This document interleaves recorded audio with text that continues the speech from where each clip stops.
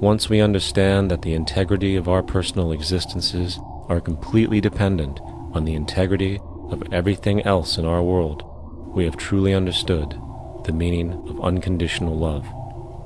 For love is extensionality, and seeing everything as you and you as everything can have no conditionalities. For, in fact, we are all everything at once. If it's true that we're all from the center of a star, every atom in each of us from the center of a star, then we're all the same thing. Even a Coke machine or a cigarette butt in the street in Buffalo is made out of atoms that came from a star. They've all been recycled thousands of times, as have you and I. And therefore, it's only me out there. So what is there to be afraid of? What is there that needs solace-seeking? Nothing. There's nothing to be afraid of because it's all us.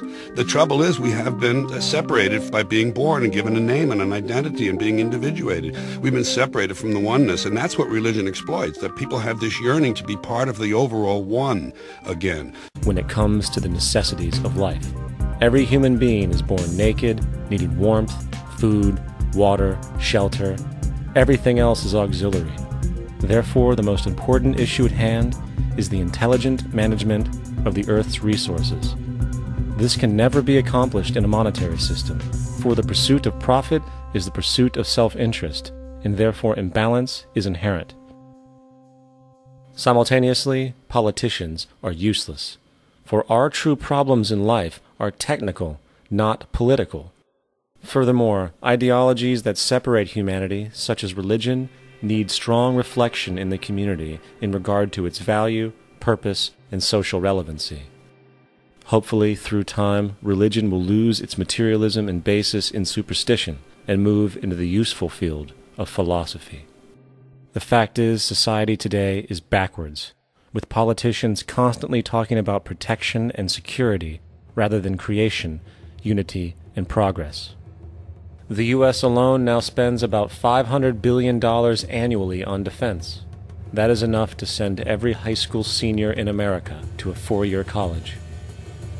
In the 1940s, the Manhattan Project produced the first true weapon of mass destruction.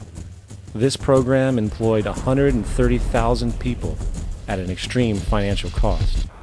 Imagine what our life would be like today if that group of scientists, instead of working on a way of killing people, worked on a way to create a self-sustaining, abundant world.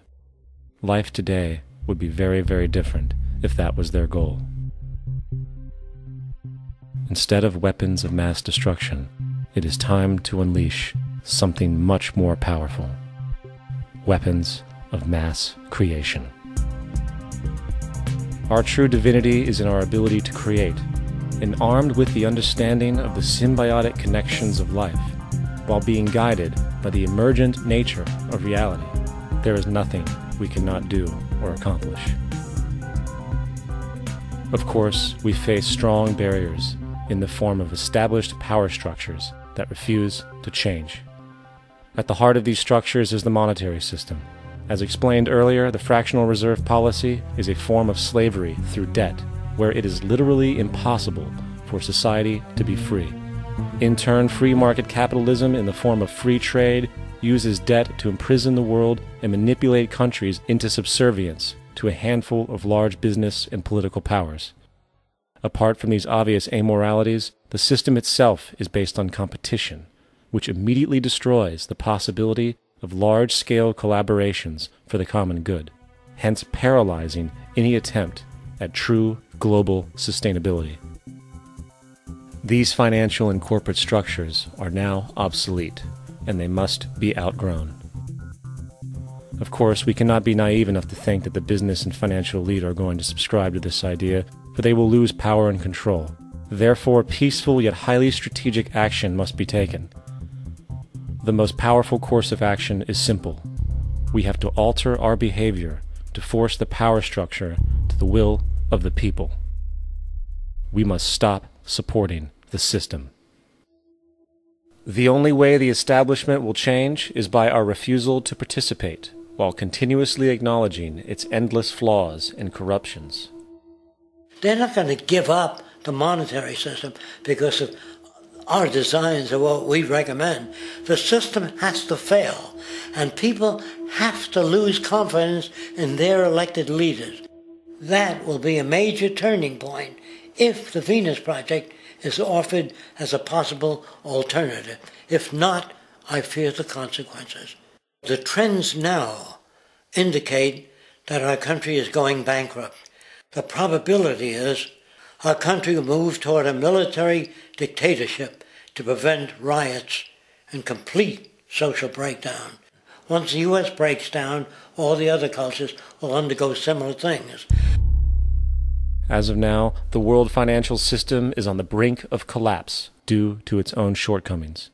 The Comptroller of Currency stated in 2003 that the interest on the U.S. national debt will not be affordable in less than 10 years. This theoretically means total bankruptcy for the U.S. economy, and its implications for the world are immense. In turn, the fractional reserve-based monetary system is reaching its theoretical limits of expansion, and the banking failures you are seeing are just the beginning. This is why inflation is skyrocketing, all debt is at record levels, and the government and Fed are hemorrhaging new money to bail out the corrupt system. For the only way to keep the banks going is by making more money. The only way to make more money is to create more debt and inflation. It is simply a matter of time before the tables turn, and there is no one willing to take new loans, while defaults grow, as people are unable to afford their current loans. Then the expansion of money will stop, and contraction will begin on a scale never before seen, ending a century-long pyramid scheme. This has already begun. Therefore, we need to expose this financial failure for what it is, using this weakness to our advantage. Here are some suggestions. Expose the banking fraud. Citibank, JP Morgan Chase, and Bank of America are the most powerful controllers within the corrupt Federal Reserve System. It's time to boycott these institutions. If you have a bank account or a credit card with any of them, move your money to another bank. If you have a mortgage, refinance with another bank. If you own their stock, sell it. If you work for them, quit. This gesture will express contempt for the true powers behind the private banking cartel known as the Federal Reserve, and create awareness about the fraud of the banking system itself. 2. Turn off the TV news. Visit the emerging independent news agencies on the internet for your information. CNN, NBC, ABC, Fox, and all the others present all news pre-filtered to maintain the status quo. With 4 corporations owning all major media outlets, objective information is impossible. This is the true beauty of the internet, and the establishment has been losing control because of this free flow of information. We must protect the internet at all times, as it is truly our savior right now. 3. Don't ever allow yourself, your family, or anyone you know to ever join the military. This is an obsolete institution now used exclusively for maintaining an establishment that is no longer relevant.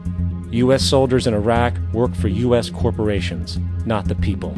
Propaganda forces us to believe that war is natural and the military is an honorable institution. Well, if war is natural, why are there 18 suicides every single day by American veterans who have post-traumatic stress disorder? If our military men and women are so honored, why is it that 25% of the American homeless population are veterans? 4. Stop supporting the energy companies. If you live in a detached house, get off the grid. Investigate every means of making your home self-sustainable with clean energy. Solar, wind, and other renewable energies are now affordable consumer realities, and considering the never-ending rising cost of traditional energies, it will likely be a cheaper investment over time. If you drive, get the smallest car you can, and consider using one of the many conversion technologies that can enable your car to be a hybrid, electric, or run on anything other than establishment fuels. 5. Reject the political system. The illusion of democracy is an insult to our intelligence. In a monetary system, there is no such thing as a true democracy, and there never was. We have 2 political parties owned by the same set of corporations.